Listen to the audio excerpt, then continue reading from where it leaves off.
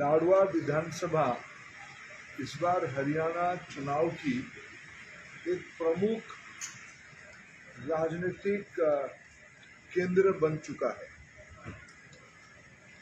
Bharatiya Janata party के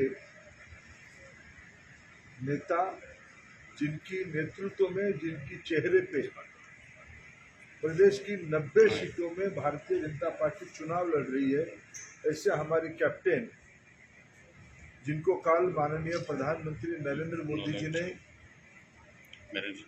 दो शब्द कह के हरियाणा चुनाव की एजेंडा सेट करवाया। गरीब की बेटा नायब सैनी कम समय में न केवल हरियाणा के अंदर, देश में भी आपने एक छाप छोड़ा है। अपने मिलनसार स्वभाव, सरल स्वभाव और समाज की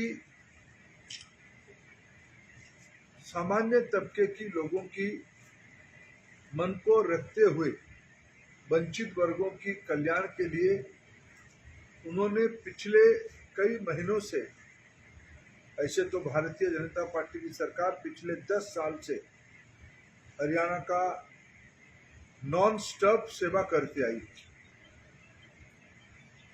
और उसमें पिछले कई महीनों से नायब सिंह जी ने ऐसे ही कुछ कदम उठाया जो देश के लिए एक मिसाल बन गया है। जिसे शायद ही कोई प्रांत होगा जिस प्रांत ने अपने किसानों के द्वारा उपज सभी फसलों पे एमएसपी देने की जिम्मेदारी लिया होगा। शायद देश में पहला सरकार होगा, पहला राजनीतिक व्यक्ति होगा नायब सिंह सैनी जी, जिन्होंने एक किसान हितैषी, एक सामान्य किसान परिवार की बेटा जब मुख्यमंत्री की दायित्व संभालता है तब उन्होंने ऐसे ही कदम लेते हैं जिन्होंने जो नायब सिंह सैनी जी ने किया। मैं कार्यक्रमों की, उनकी द्वारा की गई कामों की अगर वर्णन करूं, शायद मेरे सूचनाएं और ज्ञान अपर्याप्त होगा, आप ज्यादा जानते हैं। एक संवेदनशील सरकार, एक उत्तरदायी सरकार, एक दूरदृष्टि के साथ काम करने वाली सरकार भारतीय जनता पार्टी ने प्रदेश में चलाई है और मेरा पूरा विश्वास है अगले 5 अक्टूबर को जब चुनाव होगा, प्रदेश की जनता फिर भारतीय जनता पार्टी की तीसरी बार के लिए सरकार बनाएगी और नायब सिंह सैनी जी, अगर प्रधानमंत्री जी ने हरियाणा को न्योता भी देके गए, 8 अक्टूबर में अगले सरकार फिर नायब सिंह जी के नेतृत्व में बनना तय है। मित्रों, मैं आज की चुनाव की समय, जब चुनाव होता है, एक प्रजातंत्र का एक अच्छा परंपरा है, कई मुद्दे, कई विषय प्रसंग हो जाते हैं। मैं अगर 4-5 मुद्दे के आपके सामने जो इस बार हरियाणा के चुनाव को प्रभावित करेगा, मैं फिर कहूं कि कहने के लिए अनेक विषय है, लेकिन मैं चुंबक में 3-4 विषय को अगर कहूं और हमारी प्रतिद्वंदी कांग्रेस पार्टी कहां खड़ी होती है, इसी सारा विषय। हरियाणा की नौजवानों की स्थिति 10 साल पहले क्या था? रसूखदार लोगों की परिवार लोग ही सरकारी नौकरियों की अधिकारी होते थे।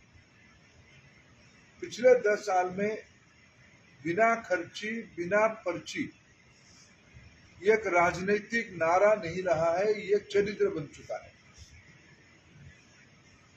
आज सर्वदूर सभी दलों के लोग, सभी वर्ग के लोग, सभी समाज के लोग इस बात पे स्वीकार करते हैं कि भारतीय जनता पार्टी की सरकार भ्रष्टाचार पे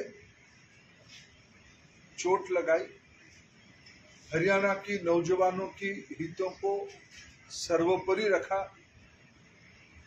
यह हमारे शासन की सबसे बड़ा उपलब्धि है, सेवा की बड़ा उपलब्धि मैं मानता हूं।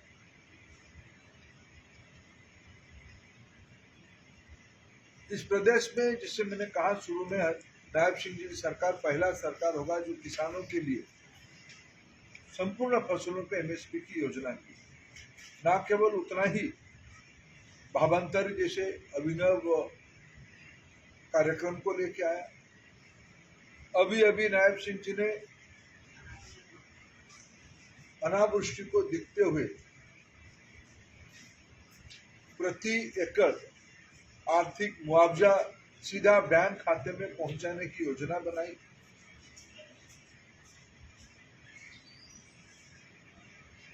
मित्रों, इस प्रदेश में जब हम कहते हैं संवेदनशील सरकार हम चलाते हैं,